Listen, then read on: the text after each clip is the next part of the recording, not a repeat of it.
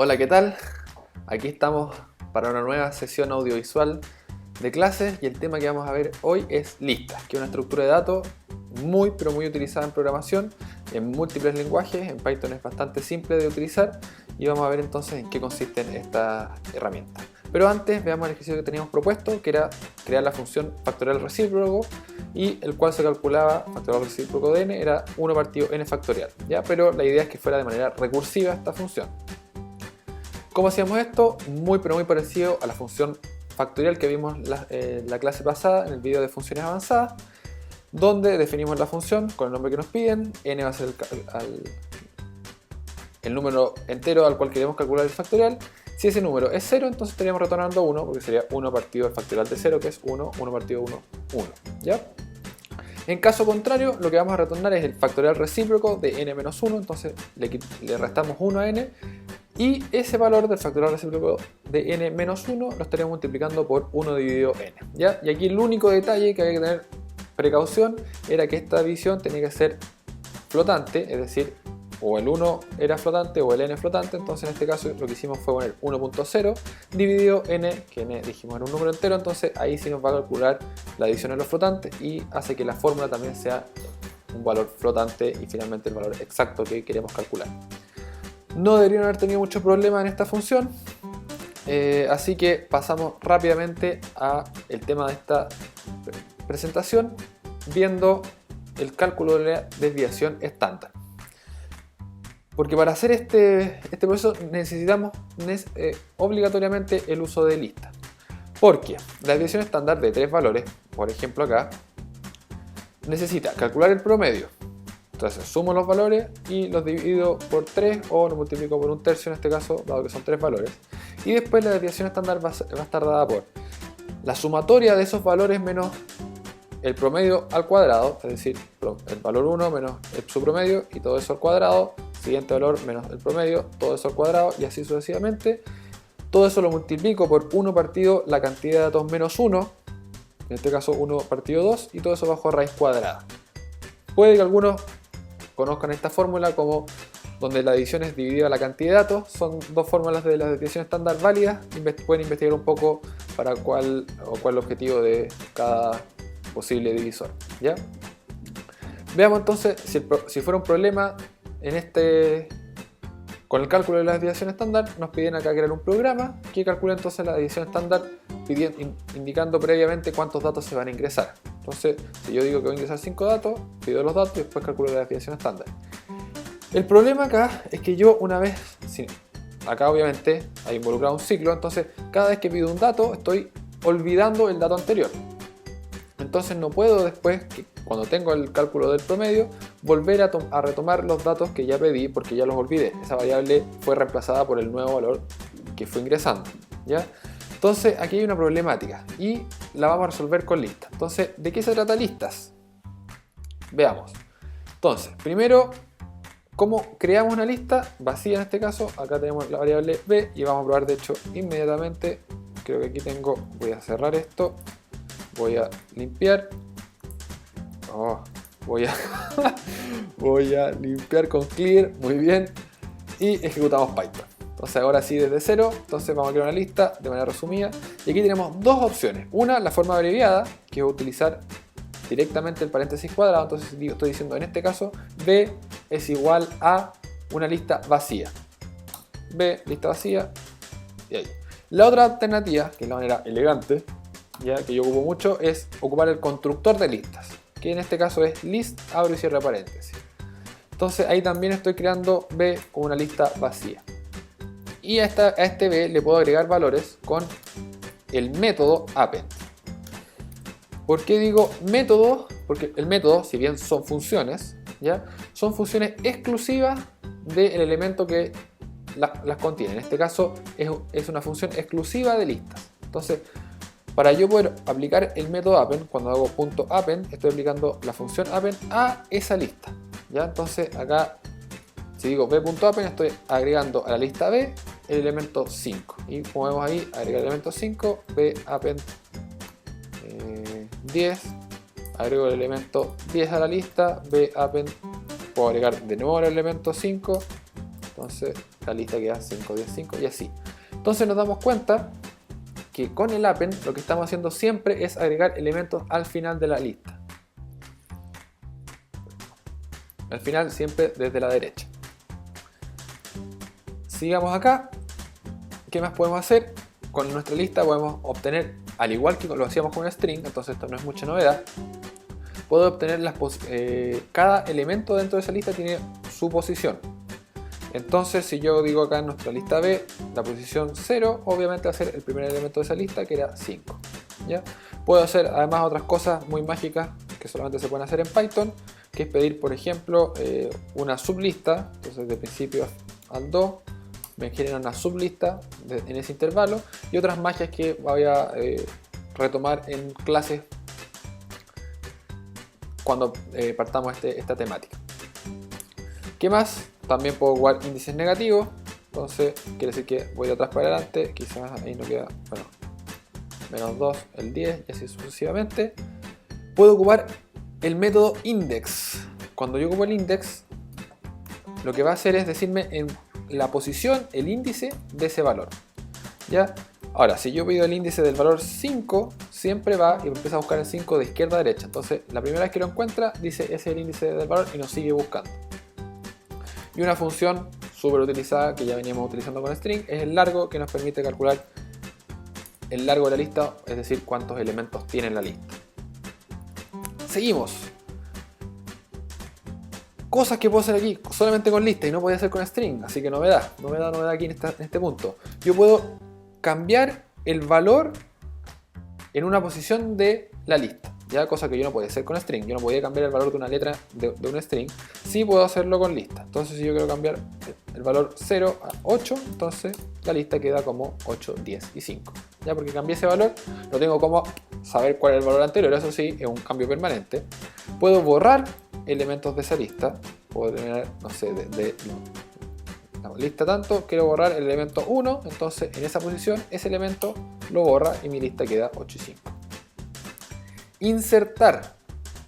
Aquí es muy parecido al append, pero yo además indico dónde voy a hacer la inserción de mi valor que quiero agregar. Entonces si yo pongo en el 1, pongo el valor 23, entonces mi lista queda en la posición 1, el 23, y el 5 que está en la posición 1 se desplaza a la derecha, quedando en la posición 2 de la lista.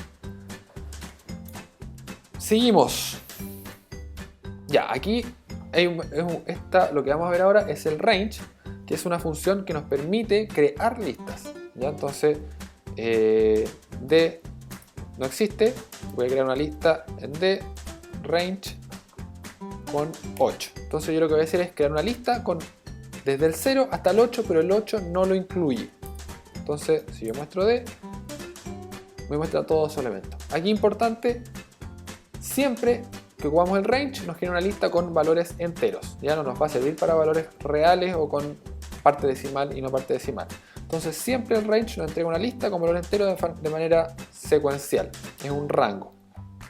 Ahora, este range además yo le puedo especificar otro tipo de información. Por ejemplo, automáticamente si yo indico un solo valor acá, 8, me va a entregar, dije, elementos desde el 0 hasta el 7 porque el 8 no lo incluye, de 1 en 1. Pero yo puedo indicar dónde quiero partir. ¿Ya? No quiero partir en 0, quiero partir en 2 hasta el 8. Entonces en ese caso mi D ahora lo reasigné y sería una lista con desde el 2, ahí sí lo incluye, y hasta el 7 porque el 8 no lo incluye. Y tenemos un tercer valor opcional que es indicar el intervalo, es decir, cuánto me voy a ir saltando entre un número y otro. Entonces digo del 2 al 8 de 3 en 3. Entonces lo que va a hacer esto es generarme una lista, 2 primero, se saltó 3, 5, se saltó 3, 8, pero el 8 no lo incluye. ¿Ya? Entonces, si este valor no lo incluyo, como fue en este caso, el valor por omisión del intervalo siempre es 1. ¿Ya? Entonces aquí en el ejemplo tenemos que, si quiero calcular el rango del 5 al 1, como omití el valor del intervalo, va a tratar de ir desde la posición 5 hasta la posición 1 sumando 1 todo el rato. Y como eso no puede ser, porque tendría que sumar en contra, me entrega una lista vacía. Distinto es si yo voy desde el 5 hasta el 1, pero con un intervalo de menos 1, entonces ahí sí puedo llegar y el 1 no lo incluye. Seguimos. Otras cosas que podemos hacer con lista, bueno, acá creamos la lista ya con datos. Aquí la única forma de crear una lista con datos es con el corchete, no vamos a ocupar el constructor para eso, sino que con corchete simplemente yo digo acá X tiene la lista con esos valores, calculo el largo de esa lista, ya lo dijimos, la cantidad de elementos, puedo calcular la suma de una lista, ya siempre y cuando todos los valores internos de la lista sean numéricos, sean reales, flotantes o enteros. Entonces, y lo que hace la función sum, lo que hace es sumar entonces esos valores. Muy práctico para que lo sepan. Y aquí tenemos dos métodos que modifican la lista. Esto tiene que quedar claro, modifica la lista, ¿ya? No me entrega una lista como resultado. Entonces tenemos el reverse. Por ejemplo, acá teníamos la lista, bueno, D es medio fome que teníamos en B, ya B es un poco más entretenido. Entonces si yo hago b.reverse, abro y cierro paréntesis, no recibe parámetros. Entonces B lo que hace es tener una lista, invierte esa lista, entonces quedaría 5, 23 y 8, ¿ya? Y ese cambio es permanente. En el caso del reverse no hay tanto problema porque yo si hago de nuevo otro reverse, vuelve a lo que como estaba inicialmente. Ojo que acá yo no puedo decir, voy a crear la lista D, va a ser la lista revertida de B. ¿Ya? Si yo hago eso, vemos que no apareció ningún error. Y de hecho lo que pasó fue que B sí lo invirtió, pero D, como mencioné en un comienzo, esto nos está entregando una nueva lista con los valores invertidos. ¿Ya? De hecho este método no retorna nada. Entonces cuando no retornábamos nada, ¿qué es lo que pasaba? Estaba retornando none. Entonces D debería valer nada. ¿Ya? De hecho si hago print D, imprime none, que sería el valor que tiene D. ¿Ya? Entonces ojo con eso. No asignen un reverse a una variable porque no les va a entregar nada. El reverse se aplica directamente sobre la lista. Y el otro elemento que también modifica la lista, entonces mismo efecto, es el sort, que se nos permite ordenar una lista. ¿Ya? Sort es ordenar. Entonces si yo hago b.sort, lo que va a pasar acá es que mi lista quedó ordenada. Siempre de menor a mayor. El sort, eso sí, ojo con eso, que cuando una vez ordenada la lista no tenemos cómo saber el orden que tenía antes de ser ordenada. Entonces, desde el momento en que la ordenamos la lista, nuestra lista quedó ordenada para siempre y yo no tengo cómo recordar cómo estaba anteriormente desordenada. A diferencia del reverse, que si yo aplico dos reverse seguidos, estoy invirtiendo dos veces la lista, volviendo al punto inicial. El sort no tengo cómo hacer un sort inverso. ¿Ya? Entonces perdí el orden original de la lista. Y el otro elemento que tenemos acá en la diapositiva es el operador lógico in, ya que pregunto 7 in x, entonces si está el valor 7 en la lista nos muestra true, si no estuviera nos traería falso. Recorrer listas. Acá vamos a hacer lo mismo que hacíamos con strings, que es recorrer la lista a través del índice.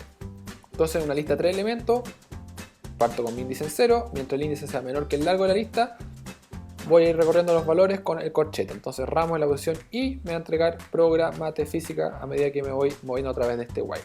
Lo mismo si tengo dos listas, aquí ojo que no voy a tener las dos listas con la misma cantidad de elementos, entonces me puedo ir moviendo a la vez en las dos listas, bajo la misma lógica, con el índice puedo ir mostrando acá ramo en la posición I y a la vez hora en la posición I en el mismo índice, entonces mostraría tengo progra a las 8, mate a las 10, física a las 12. ¿Ya? Esa frase la mostraría 3 veces, una vez por cada índice de las listas. Pero además, esta es la forma más estándar de realizarlo, así que muy importante que entiendan este ciclo while y cómo recorremos, pero es muy parecido a lo que teníamos en string, así que no debería costarles. Ahora, lo que sí es nuevo es lo que está a continuación. Yo además las listas las puedo recorrer directamente valor a valor. Para eso ocupo el elemento o ciclo for. Entonces, ¿qué hacemos acá? For una variable cualquiera, en este caso esa variable la llamamos ramo, in ramos, que es mi lista. Esta variable va a ir tomando uno a uno, de izquierda a derecha, los valores de la lista. Entonces en este caso cuando pongo print tengo clases de ramo, mostraría, tengo clases de program, después tengo clases de mate, tengo clases de física y ahí mi ciclo, como no tienen otro valor que pedirle a la lista, termina. ¿Ya? Y por último, iterar acá tenemos un híbrido siguiendo la misma lógica del while, pero utilizando el elemento for, pero ayudados del range. Entonces acá lo que hicimos fue calculamos el rango del largo de la lista. Entonces, como la lista tiene 3 valores, el rango sería 0, 1, 2, y esos valores 0, 1, 2 los va a ir tomando i. Entonces acá obtenemos los valores de la lista con el índice, que podría ser 0, 1, 2 a través del range, y va iterando entonces sobre los elementos de la lista a la vez. ¿Ya? Entonces cualquiera de las 3 opciones, repito, cuando es con ciclo while es la más general de todas para recorrer listas, así que tienen que aprendérselo sí o sí. Y el ciclo for en algunos casos les puede servir, cuidado con enredarse acá con el rango y el largo de la lista. Ya tengo que ocupar las dos funciones para generar los índices a recorrer. Y por último, con el manejo de las listas, aquí un elemento que tienen que tener mucho cuidado. Cuidado por favor, y así que pongan atención, quiero que anoten esto en su cuaderno, en grande, en rojo, da lo mismo, porque es algo que puede traer muchos problemas y es muy difícil detectar cuando esos problemas ocurren. Entonces, tenemos acá, vamos a generar una lista, tenemos la lista B, ya la mencionamos, 5, 8 y 23. Entonces yo lo que puedo hacer es decir, voy a copiar esa lista en una nueva lista. No sé, D vale B, entonces B, recordamos valía eso, y D entonces va a valer lo mismo. Ningún problema está ahí. Pero ahora yo a D le voy a cambiar un valor. El valor 0 quiero que valga 12. Perfecto. Veamos lo que tiene D. 12, 8 y 23. Cambió sin ningún problema. Y ahora veamos. B sigue valiendo lo mismo que antes y B vale también o asume los cambios que hicimos en D. O sea, D que en B nosotros esperaríamos que esté el valor 5, pues no, está el 12 que lo habíamos asignado a D. Incluso es más, si yo a D o a B incluso le hago un sort, en este caso con este nuevo valor, B ordenada y D también aparece ordenada. ¿Qué es lo que está pasando acá?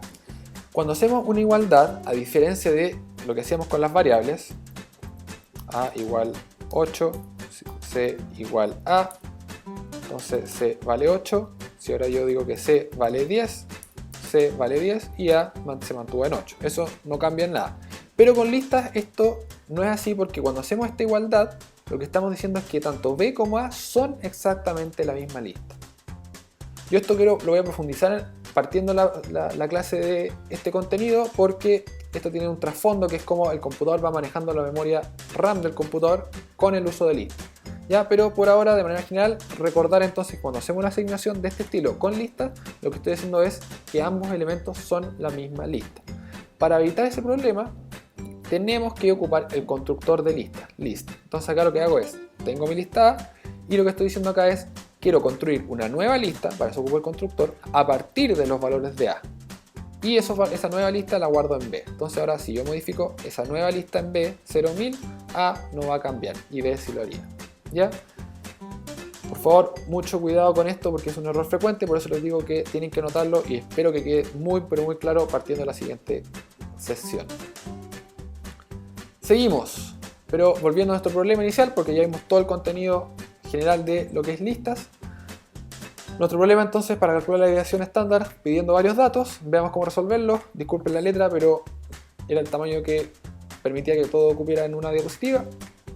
Pedimos la cantidad de datos, creamos nuestra lista vacía, nuestro contador que nos va diciendo en qué dato voy, pido el dato que corresponde, lo agrego a la lista con append y va aumentando entonces el contador hasta que el contador alcanza el número de datos que quiero solicitar. Luego calculo la suma, aquí lo hice aparte, entonces la suma parte en 0, el i en 0, recorro todos los datos de la lista, ya con nuestro índice, me voy moviendo y eso lo voy agregando a la sumatoria y después el promedio va a ser la suma dividido la cantidad de datos y finalmente para el cálculo de desviación estándar la suma de las diferencias al cuadrado va a ser en una iteración nuevamente la suma del dato de la posición i menos el promedio que calculamos al cuadrado. Hacemos las distintas sumas y después suma de diferencias cuadradas lo dividimos en n-1 como hemos explicado, todo eso bajo raíz cuadrada. Lo mismo pero con funciones, acá tenemos la función leer datos que nos recibe la cantidad de datos que quiero leer, crea mi lista vacía, hace el proceso de lectura de datos, los va agregando a la lista que creamos internamente y después estoy retornando entonces esa lista. la cual es recibida en la parte global cuando llamamos a la función. Tenemos la función desviación estándar, o sea, perdón, desviación simplemente, que recibe valores, que en este caso sería datos.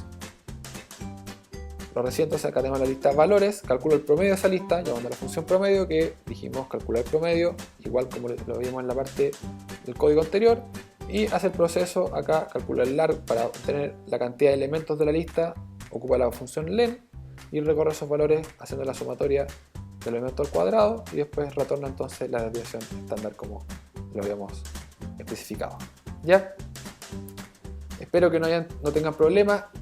Escriban este código ustedes de nuevo en su computador, vayan probando las distintas funciones, los distintos procesos, el append, el insert, retomen todo esto, prueben en Python esto para que lo vayan aprendiendo e integrando a su memoria y las distintas funciones que hemos ido aprendiendo. ¿Ya? Para terminar entonces, el ejercicio propuesto es crear la función todos iguales que indique true o false. True si los elementos de la lista son todos iguales, o false en caso de que los elementos de la lista no sean todos iguales. Muy simple, háganla, no deberían tener ningún problema y vamos a retomar esto y hacer mucho ejercicio en clases. Nos vemos en otra sesión audiovisual.